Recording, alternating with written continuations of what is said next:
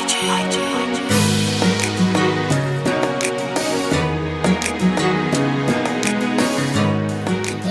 datang sekali. Mohon maaf Pak Pendeta, biasanya ini kurang lebih ada 60 orang. Cuman yang berdomisili di Jakarta yang lebih cenderung.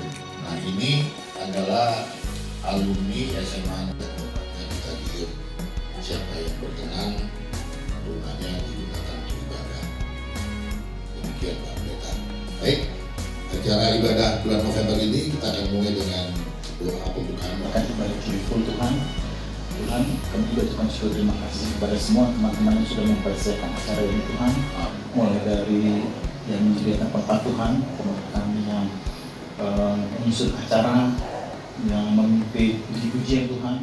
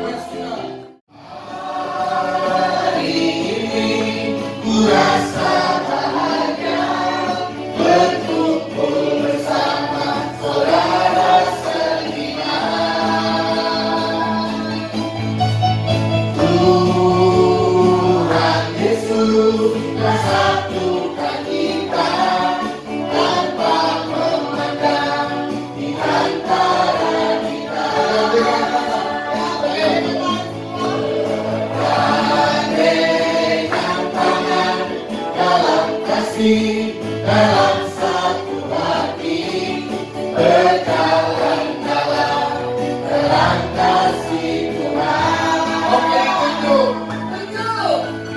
Kau sahabatku, kau saudaraku, tiada yang dapat memisahkan kita.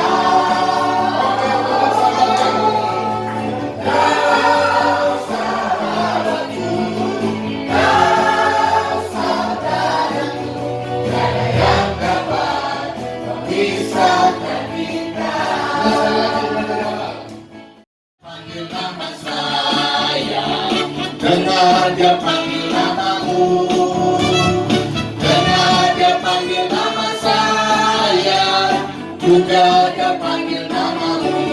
Kira-kira dengar dia panggil nama saya, dengar dia panggil namamu, dengar dia panggil nama saya.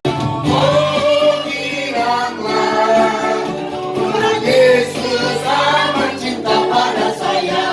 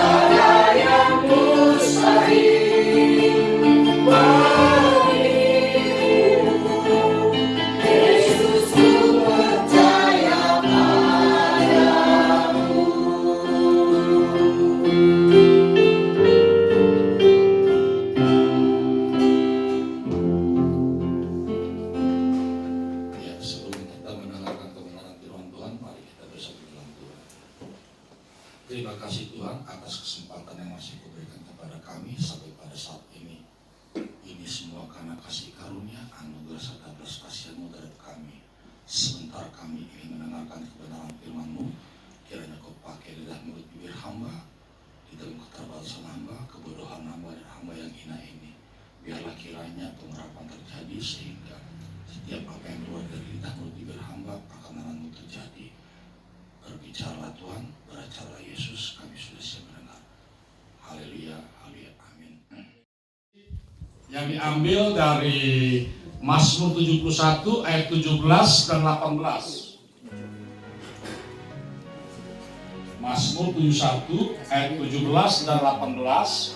Dan saya beri judul di sini adalah tetap setia memberitakan firman. Seperti dikatakan Abang tadi kita pertama, tetap setia memberitakan firman Tuhan. Kita buka kitab kita Mazmur 71 ayat 17 dan 18. Kalau sudah dapat kita baca begini bunyinya. Ya Allah, Engkau telah mengajak aku sejak kecilku, dan sampai sekarang aku memberitakan perbuatanmu yang ajaib, juga sampai masa tuaku dan putih rambutku.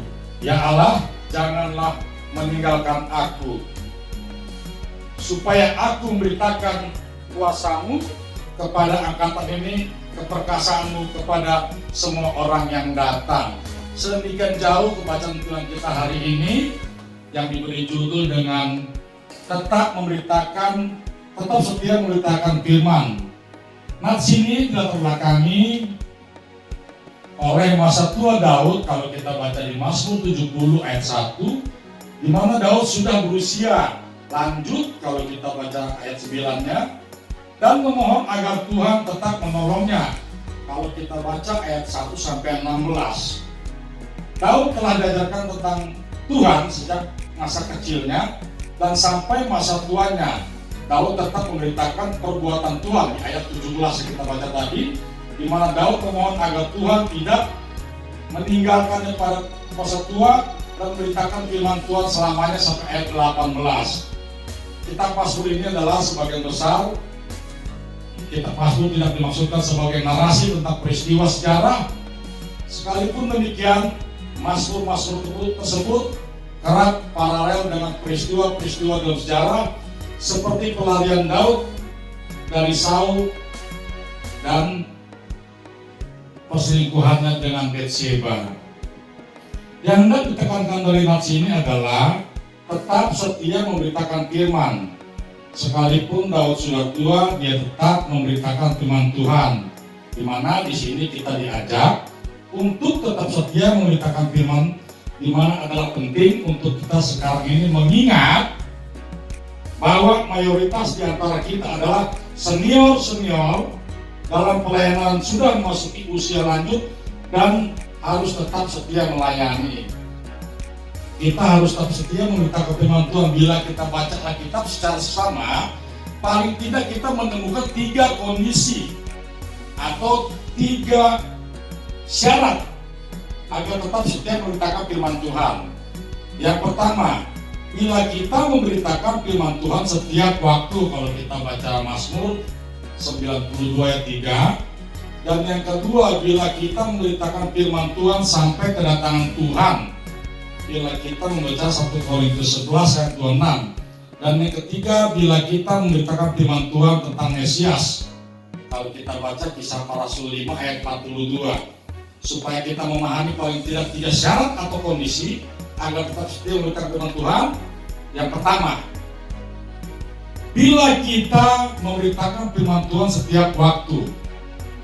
Mazmur ini mengajar kita bahwa memuji dan bersaksi atas pekerjaan Allah merupakan tindakan yang penting sebagai ekspresi iman yang sejati kepada Allah. Dalam surat 2 Korintus 3 ayat 3, kalau kita baca 2 Korintus 3, kita buka di kita supaya lebih jelas dalam kebenaran firman ini.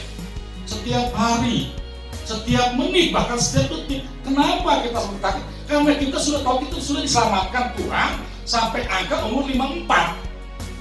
Coba kita hitung matematika. Orang sebelum umur 60 puji Tuhan. Kita umur 75 tadi saja 82. Kita nggak bicara lulus, tapi bicara kasih karunia. Kesempatan yang ada pada kita, kenapa kita tidak pergunakan? Yosua 13 ayat 1 mengatakan, sudah tua umur Yosua tapi kau masih pakai Tuhan.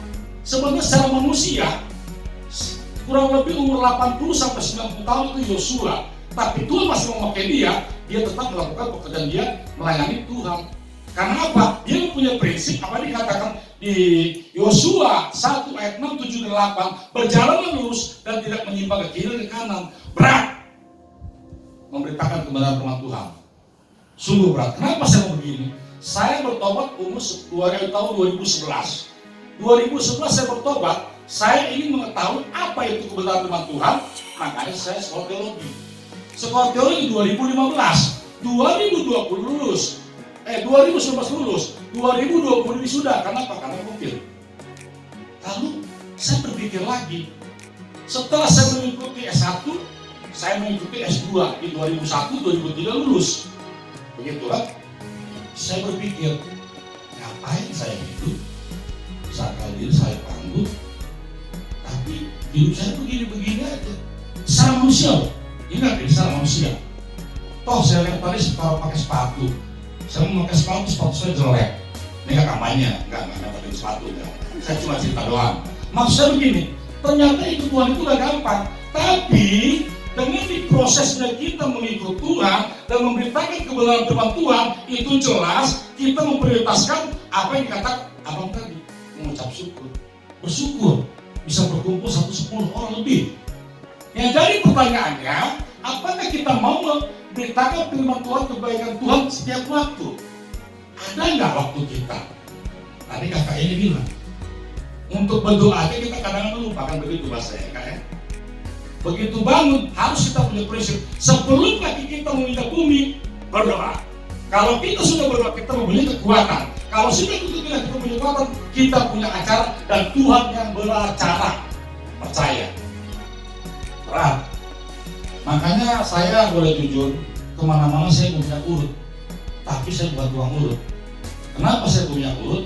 Itu adalah salah satu saya memberitakan Injil melalui minyak urut. Contoh, ada kecelakaan di depan.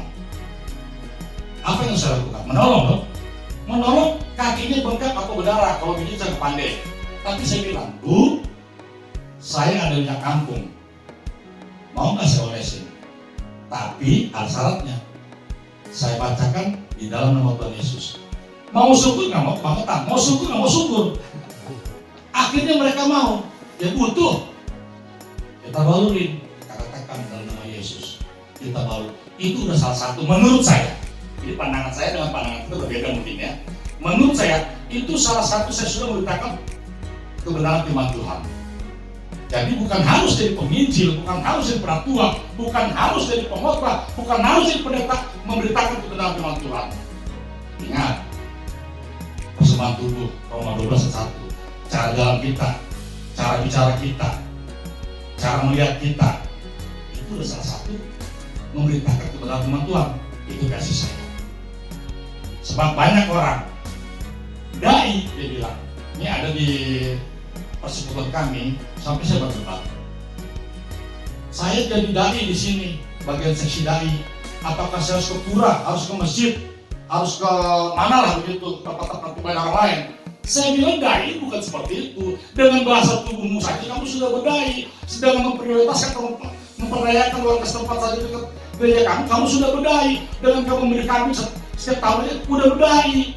Itu jadi bukan berarti kita harus mengkristenkan orang. Tidak, walaupun Tuhan telah memberikan saya kesempatan beberapa kali menjadikan orang Islam menjadi Kristen. Itu bukan jago saya, itu bukan hebat saya, bukan gagah saya, tapi kasih karunia. Walaupun saya tahu, saya karena berkata begini belepotan, tapi saya bersyukur di dalam kebelepotan saya ini, saudara-saudara yang mendengar, saya yakin dan percaya diperluas oleh Tuhan tempatnya untuk mengerti apa yang saya bicarakan, karena keterbatasan saya. Dan yang kedua,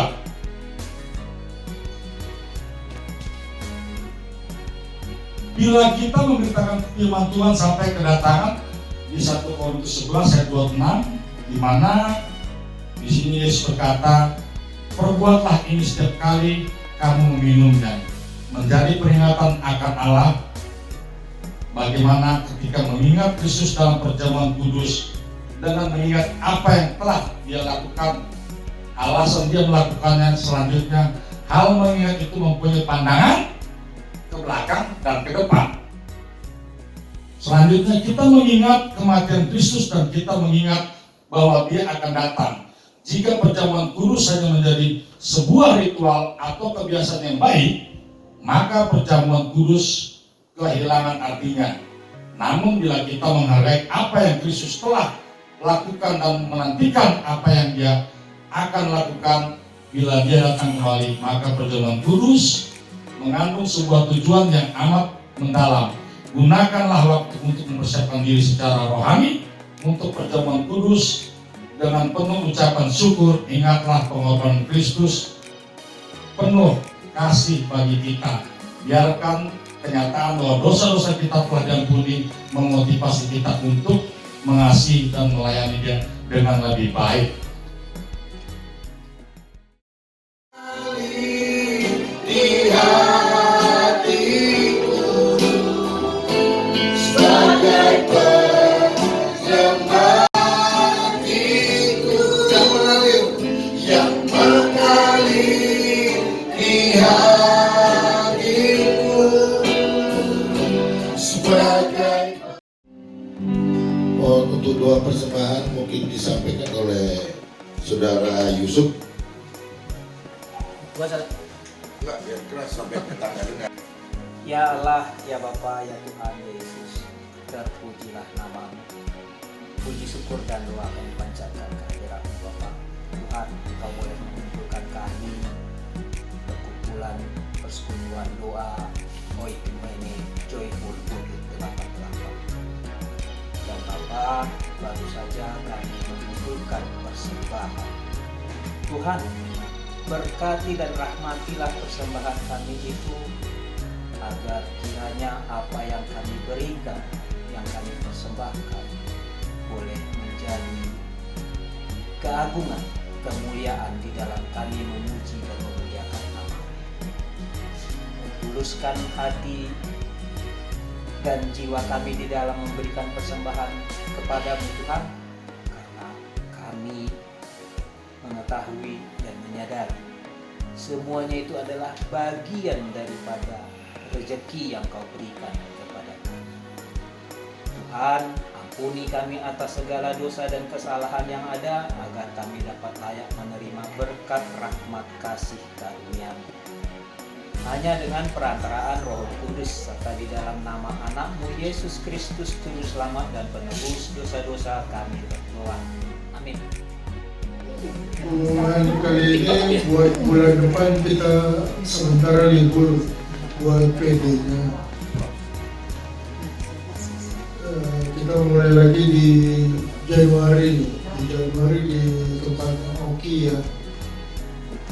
Terus mulai di Desember kan kita sibuk banyak di Natal gereja masing-masing dan di keluarga masing-masing, atau bahkan ada liburan Natal. Jadi kita ngumpulnya agak ribet. Terus rencananya mau bakso sebenarnya, cuman nggak tahu nih teman-teman bisa apa enggak. Jadi ini bakso ini mau kita bikin seperti PD atau bukan, yang rutin tiap Desember gitu. Maksud saya gini, Desember itu rutin di bulan Desember. Kalau rutin di bulan Desember, jadi bahwa bulan Desember itu memang bakso Natal dan bakso Joyful. Sebenarnya kalau saya pribadi, saya bikin acara tiap tahun sekali di bulan Desember. Itu saya ke daerah Jawa Tengah, jadi membantu gereja-gereja yang kekurangan. Nah ini planning tahun ini kita akan jalan di tanggal 15 minggu itu Desember hari Minggu Desember. Itu di sekitaran Gunung Kidul. Jadi di situ ada desa, ada gereja. Emang kita melalui gereja itu, namanya Gereja Penyayapan. Dan itu kita membantu gereja-gereja kecil yang di pelosok. Ya, puji Tuhan, hari ini saya terus terang ibadah hari ini kita juga tidak duga banyak yang hadir, karena sebelumnya di pengumuman yang dari Ibu Mas sampaikan juga katanya ada beberapa ya yang saya halangan banyak ya, ada yang Jangan bulanan ya.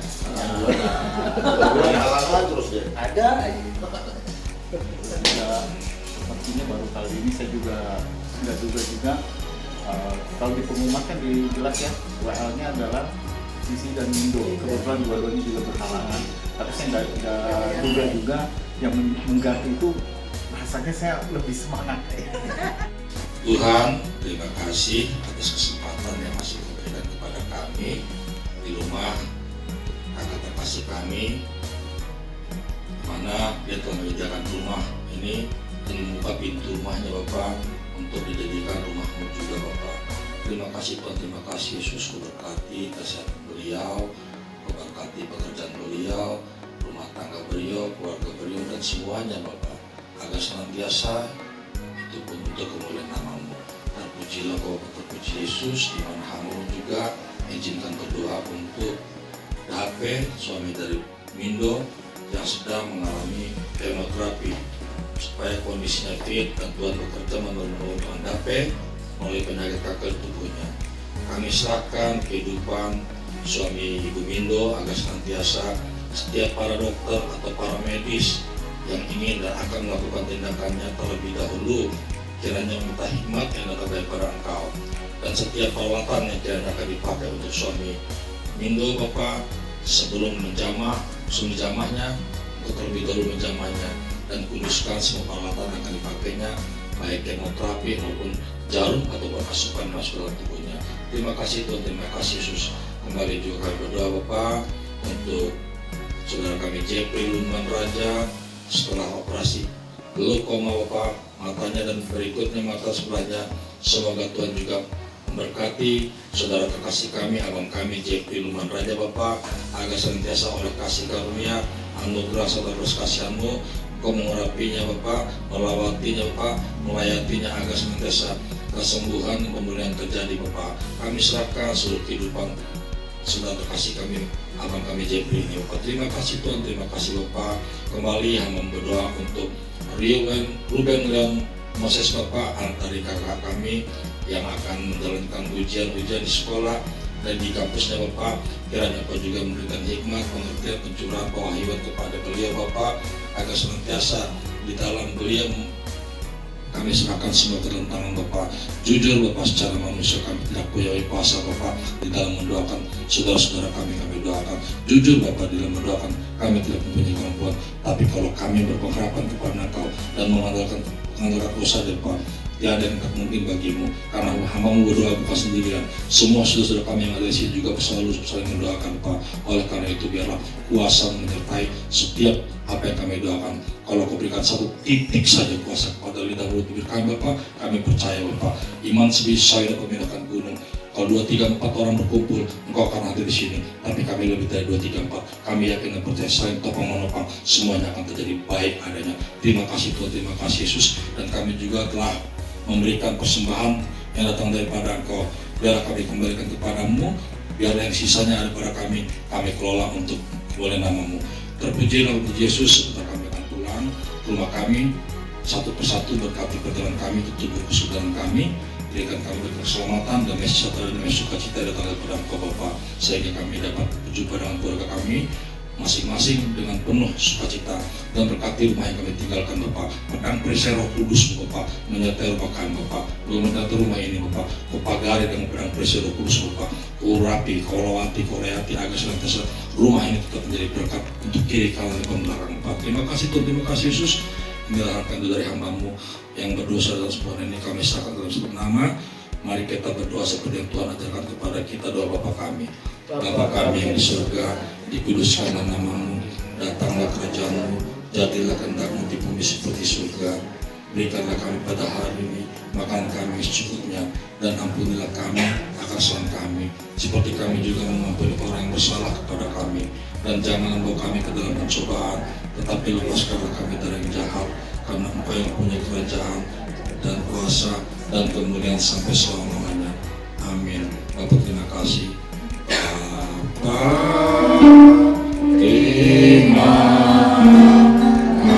kasih.